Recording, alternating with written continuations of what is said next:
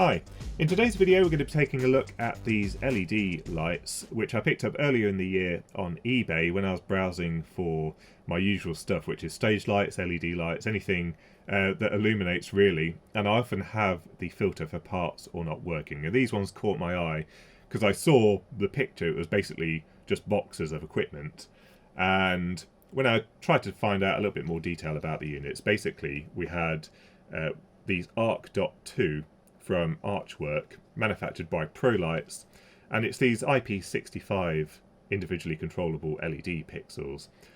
So we've got a 4-pin connector on the end, obviously power and data, and then we've got the RGB lights, and these can be used outdoors. And since we were renovating an area of the garden, I thought it'd be really nice to illuminate them with some nice high saturation LED pixels.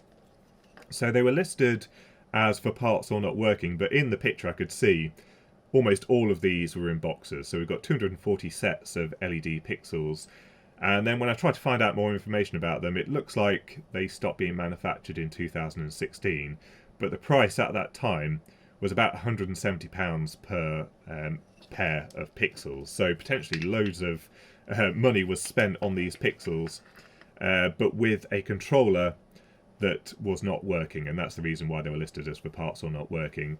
When I actually went to pick them up, the guy said that these were commissioned for an installation, but then it never actually ended up getting used.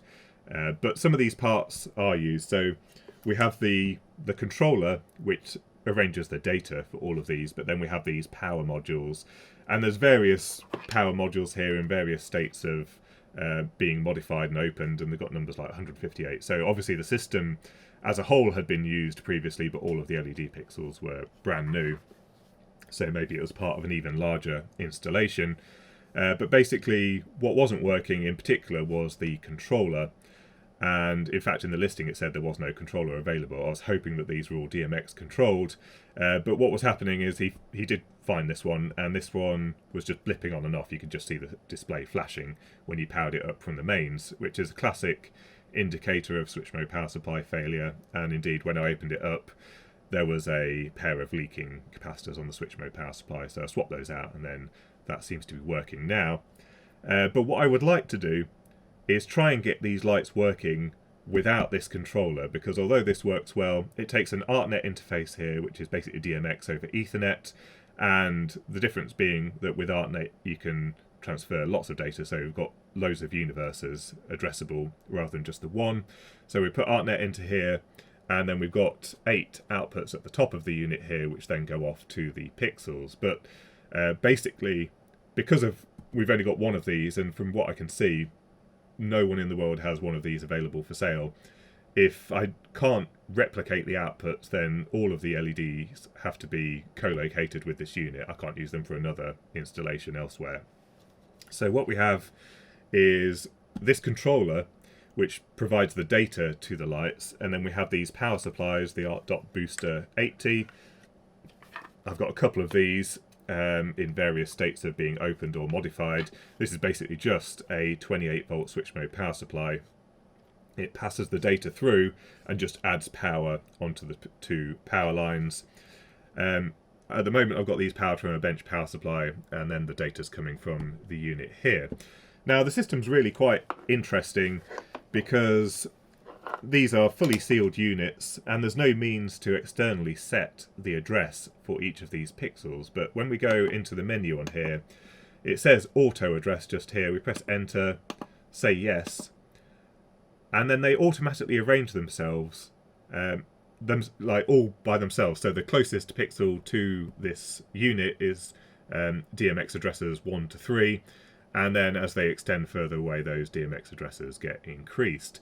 And I thought that was quite interesting that they were able to somehow work out what order they are on the string. So we're going to do some reverse engineering today, because I want to try and work out what the protocol is and how I can make my own controller, maybe around an ESP32 or something like that, so that we can drive these lights without needing specifically this controller. Let's start off by looking at the controller. So on the front we've got a small OLED along with 4 tactile switches. On the bottom we've got the mains input in one of these Nutric connectors, a fuse, and then we've got 2 LAN ports that can be used as either inputs or outputs. And then on the top side here we've got the 8 4-pole connectors which have power and data. And then if we remove the cover, then you can see we've just got a PCB with the OLED and the switches and an earth connection. Let's remove those. And then this is what the inside of the main part of the control unit looks like. So we've got the mains coming in on the left hand side onto the little switch mode power supply PCB, and this just provides 12 volts for the electronics in this box. As you can see here, these are the connections off to the lights, and we've just got 3 wires going to each one. So we've got a ground connection and then a differential pair, D plus and D minus. No power goes to these connectors at all. But yeah, you can just about see this is one of the capacitors I replaced. It's got a gold band on it, so it must be expensive. 47 microfarad, 450 volts, so it was a little bit bigger than the one that I replaced it with. And then there was the one that's right next to this diode here that was also leaking as well, but I just swapped out all of the electrolytics on the power supply, and that's working quite nicely now. And then we've got the network connections just here. Interestingly, these are just hooked up with hookup wire rather than any kind of twisted pair onto this board here.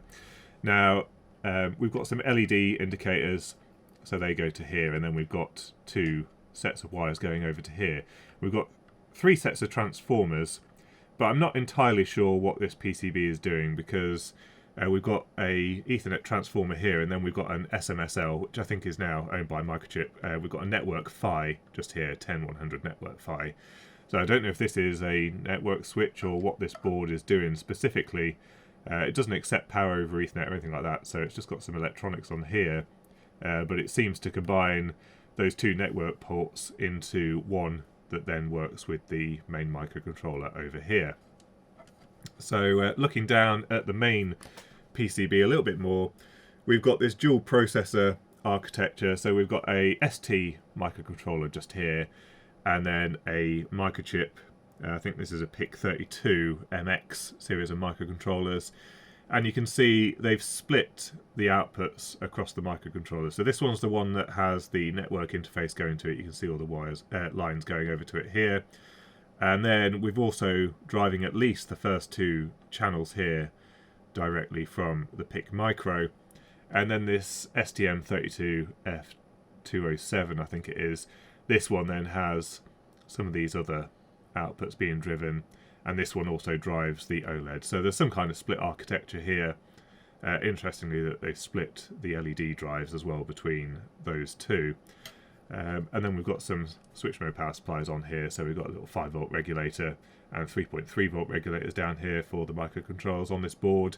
And then the repair that we need to do. So we'll have a look at this on the oscilloscope in a minute, but I think on output 1, we weren't getting the correct signal coming out. I assume the differential driver has stopped working, or maybe some of the passives around the output, but we'll take a look at that in just a moment. So here are the output stages for the differential outputs off to the lights, and we've got down here some 75176 transceivers designed for RS485 type networks. We should have from this an inverting and a non-inverting output, and if you just look at the internal diagram slightly, you can see we've got these output buffers. One is inverted, one is not. We've also got receiver on there, but I don't think that's used in this application. So we should see complementary waveforms effectively. And if we look at the channel 2 output, if I can carefully probe that, so this is channel 2, and we've got one waveform that looks like that, and then the other one, which might not trigger properly, is the exact opposite.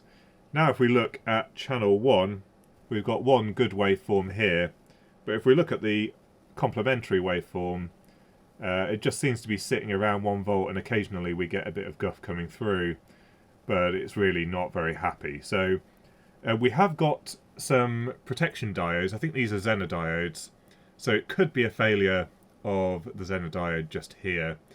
I don't think there'll be anything wrong with the resistors. We might be able to just probe those, but I think what's happened is we've seen some big spike on the output. Maybe someone's accidentally put 23, 24 volts down one of the data lines, and it's just destroyed the output driver.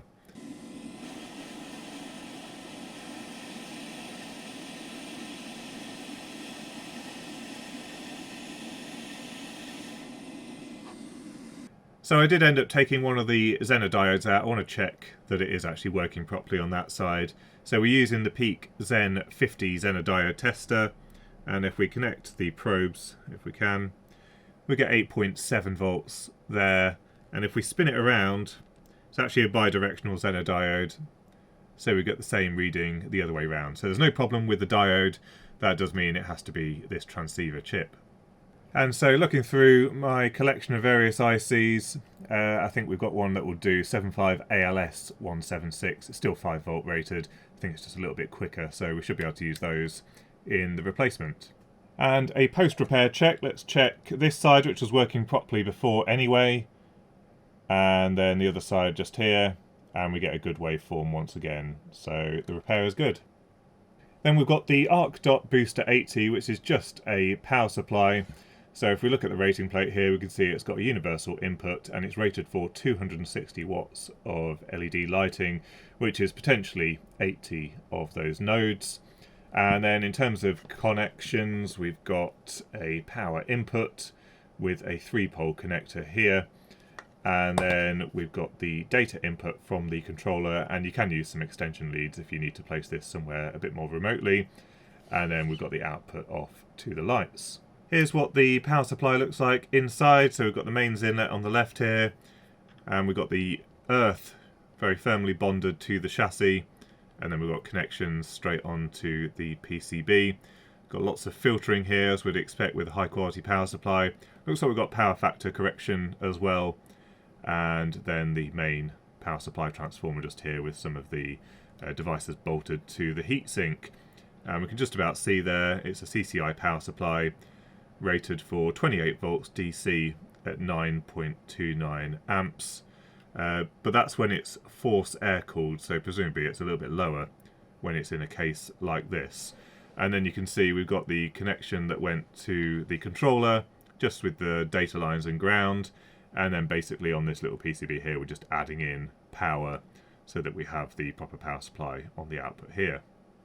Let's take a look at the lights themselves, and these are made completely from die-cast aluminium. It's not magnetic. But the whole thing is very robustly made. Obviously quite a significant contributor to the price of these things. We've got a glass window here, and it looks like we've got a seal all the way around as well.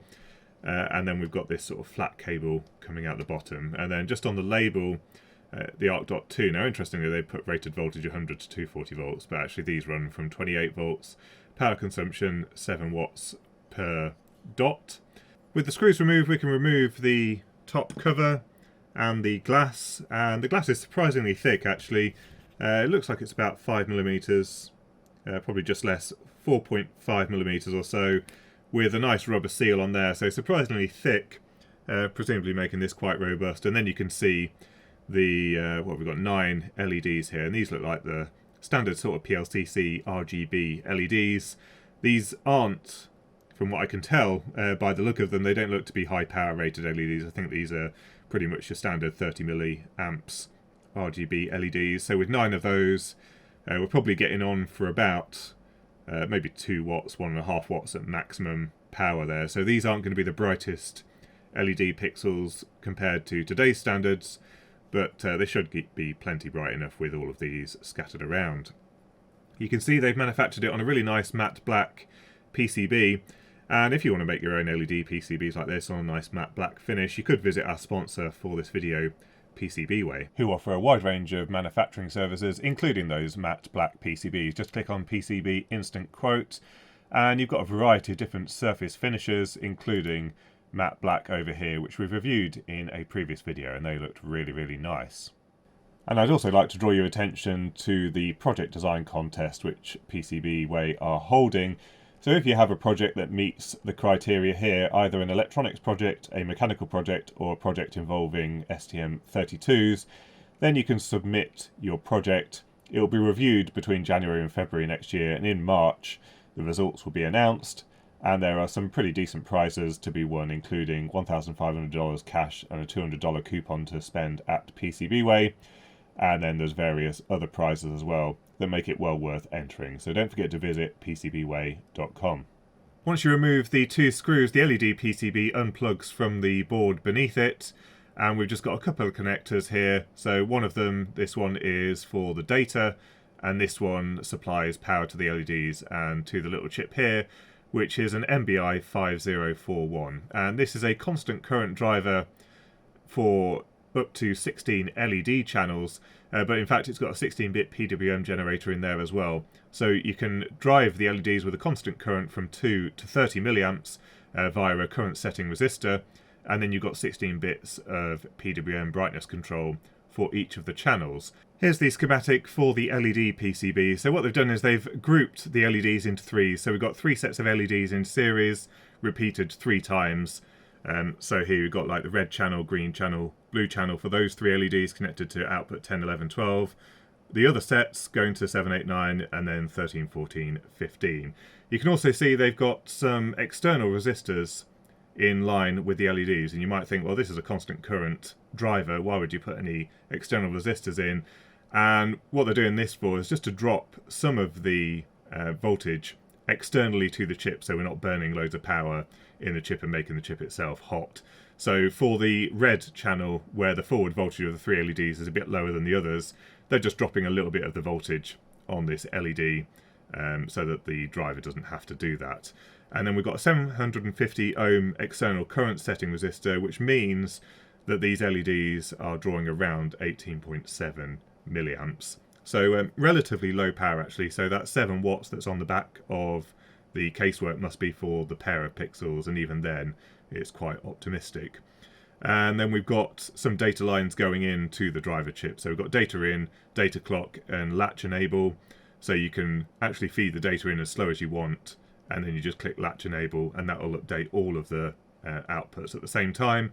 And then we've got a grayscale clock. So this is the thing that provides the clock for the PWM, and the faster this is, basically the faster the refresh rate. And with 16 bits of PWM, you do actually need quite a high frequency in here to avoid flickering. Here's the lower PCB, and this has been firmly adhered to the aluminium chassis, so I can't actually get this PCB out. But what you can see is we've got the wires coming in and the wires going out, and these have got some very hard setting epoxy. I don't think there's any chance of any fluid coming in this way. And we've got power and ground, so this is our 28 volts coming in. That seems to go straight to a buck regulator just here, and then a 7805 is daisy chained off that, and that seems to provide the power for the logic. And then in terms of the data, we've got the data lines coming into here, into this differential transceiver. So this has a receiver and a transmitter in here that are permanently working. There's no enable line on these, so this is always receiving data and then always able to send data out on another pair of lines down this way. We've got a similar arrangement of the Zener diodes here across the data lines to prevent any damage if we see some transients on these lines just here. We've got a relay, and then we've got the actual microcontroller itself, which is a little STC 8051 type device. And then you can see here we've got the 2 connectors off to the LED board. Once again, I've traced out the electronics, so we've got that 28 volt supply that goes in and out, and hanging off that is a TD1509 buck regulator, and based on the feedback resistors, this is giving about 10.38 volts. And this is used by the LEDs, and if you remember on here, probably our highest voltage that we're likely to see as the forward voltage drop is 9.6 volts. Add a little bit of compliance voltage for the transistors in here, and they've really reduced the additional power dissipation by picking this particular voltage. And so this actually means that if you had a really long daisy chain of these lights, you could tolerate quite a high voltage drop on the power lines, probably right down to something like 12 or 13 volts, and this circuit would still work fine. And then, as I said before, we've got the 7805 hanging off that supply just there, and that's providing power to the STC microcontroller. And the microcontroller itself has the data lines and a 5 volt supply going off to the LED board. The microcontroller is also driven from a 16 megahertz oscillator, and that 16 megahertz oscillator also feeds the grayscale clock on the LED board for the PWM driver. And then the rest of the electronics on the PCB is to do with the communications. So first of all, we've got the data coming in on the left hand side here through some 10 ohm series resistors, And then it branches out to these nodes that I've called receive input plus and receive input minus. And those go straight to that white relay, which has a normally closed position, meaning that the data outputs are directly connected basically to the input here. So unless this relay is energized, the electronics on the PCB has no influence on the data passing through it. And at some point when it's commanded by the microcontroller to say that I'm up and running and I'm working, then the relay clicks over, and then at that point the output data is connected to the transceiver here, which is then under control of the microcontroller.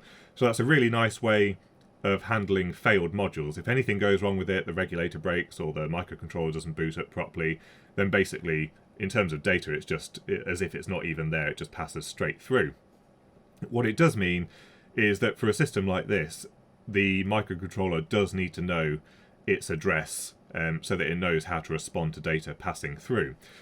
Back in, I think, 2019, I did a video about these RGB DMX lights.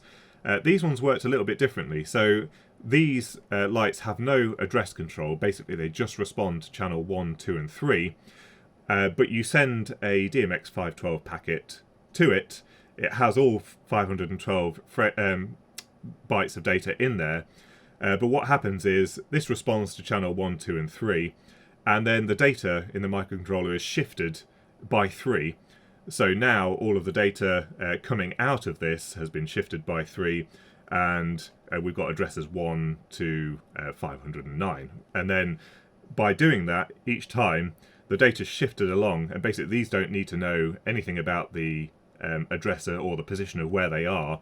They'll just respond to the next 3 bytes of data, and it just get passed through until we reach the end of the addressing. But the problem with that is if this module fails for some reason, and if the data did manage to make it through, then that shifting wouldn't actually occur, and then all of your addressing would be wrong. And if you had multiple failures, then potentially be illuminating the wrong thing with the wrong colour. So this one's designed a little bit more robustly, but the complication is we have to do that self-addressing. And I think that's what the rest of this sort of electronics on here is for. So in the module, there was a quad NAND gate IC, which is connected in this fashion. I've traced it all out, but basically we've got a control pin here, and when it's set to logic 0, then basically data that's coming from the UART on here is passed straight through, and then it comes through, and then we basically just get the data that's sent from here on the differential output, goes through the relay, and then appears going to the next module. But if for some reason the microcontroller commands this high, then the data on the receive line here is passed through instead. So it's kind of doing the same thing as the relay here, but in a manner that is able to be controlled, faster. We've got the time for switching delays with the relay, whereas we just have the propagation delay of these NAND gates if we want to switch between pass-through and actually go through the microcontroller. So I think what we're going to do is we're going to attach the logic probe to various nodes on here and try and work out what it's doing, because this can only be for that point where it's doing the automatic addressing, and somehow they're figuring out which order they're in. So let's try and work out what's going on. So with the LED set to off using the control panel on the driver, it looks like the bus is completely idle in this state. So unlike DMX512, where you're constantly sending out packets to make sure all of the fixtures are updated, this one is doing nothing. Let's move over to setting them all to red. Now bear in mind this is like a test mode, and so this may be using a slightly different protocol to when we drive them properly. But we've got this waveform here. So well, it makes sense for this to be using a UART protocol, because this is a fairly basic 8051 microcontroller on here. It has a UART on there, and the timings here, 1 microsecond, that's 1 megahertz, so 1 megabaud. Let's see if we can actually decode any data. So asynchronous serial, 1 megabaud. Which is quite fast actually for this type of data transfer. 8 bits. 1 stop bit.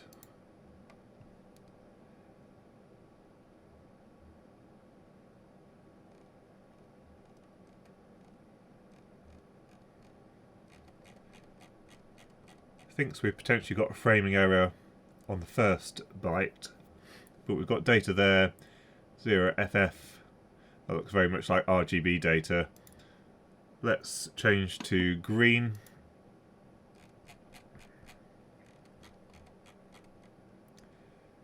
And yeah, now this one says FF. And so presumably if we go to blue, this one will be FF instead.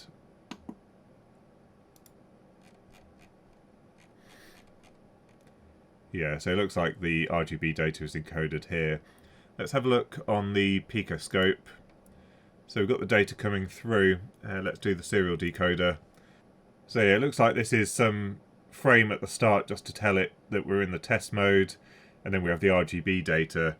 Now, one interesting thing to note here is that the logic analyzer is showing that we're not actually sending any data out on the transmit pin on the microcontrollers. So we're getting the same data on DIN for lights 1, 2 and 3 here, and we're also receiving data on the microcontroller RxD pin.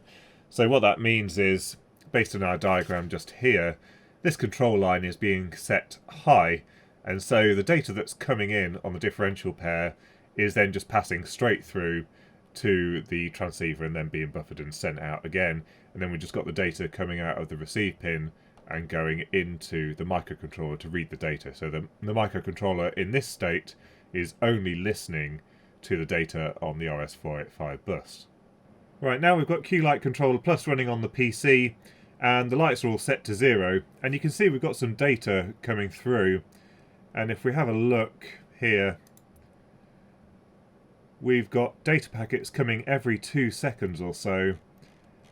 And as you can see, we've just got a bunch of zeros being sent through, presumably to keep the LEDs turned off. And what's happening at the start of the frame? Anything? We've just got this 0 frame. It says framing error. Oh yeah, this pulse is slightly narrower than the others. But those are all zeros. So let's keep collecting the data. Bring up Q-Light Controller Plus, and we'll turn on this one with red. Let's do it at FF, and then this one with green. Yeah, so there's our FF, and there's our 128 and 192. 1, 2, 3. 1, 2, 3. 1, 2, 3. So yeah, this looks like we've just got a whole bunch of data being sent out. Very simple protocol to allow us to control all of these LEDs. Let's have a look on the oscilloscope. Are we still running on here? Yeah.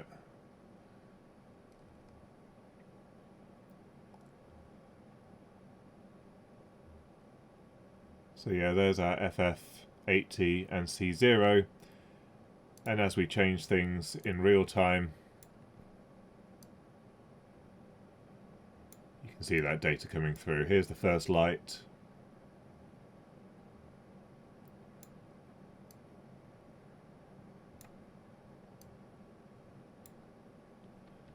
So yeah, looks like we've got 2 data packets just at the start here, and then all of the RGB data for the rest of the lights. So very, very straightforward. This should be nice and easy to drive. And you can see here we're actually sending 514 data bytes. So 2 of those are that sort of start of frame thing, and then we've got 512 bytes of data. So although it said ArcDot80 on the actual device, it looks like we can drive a full 170 of these LED pixels just from one of the outputs on the controller. Looking at the auto address, let's start the logic analyzer, and we'll start an auto addressing. Lots of data packets coming through.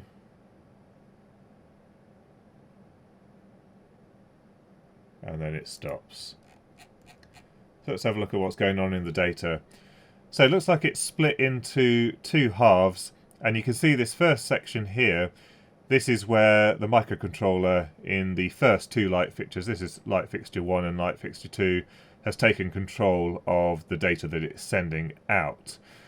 So here we've got the data coming from the controller in this first one, and it says 0x07 with a framing error, 0x15, and then 0 and 0. And then part way through that third byte of data, the microcontrollers in the lights take control of the output line. So this 0x07 and then 0x15 must be some indicator that it's going into an auto addressing mode. So then we look along here, and now the first light has sent 0x07, 0x15, 0x13, 0x00 to light number 2. And then light number 2 has sent to light number 3 the same thing but with 0x06. So this looks like the address that that light is expecting to respond to. And that probably carries on until it's addressed all of the lights. And then we've got the same thing again here. So what do we have? 0x07 with a framing error 1500. And then does this one say 3 again? 3. And then 6. It looks like it just keeps repeating that continuously. And then what happens at this point just here?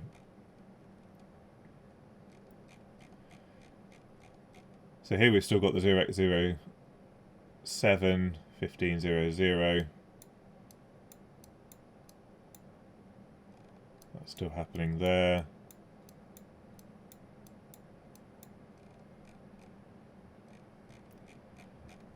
And then the controller has changed the message, so 858000, and that caused the first light to then start passing data through.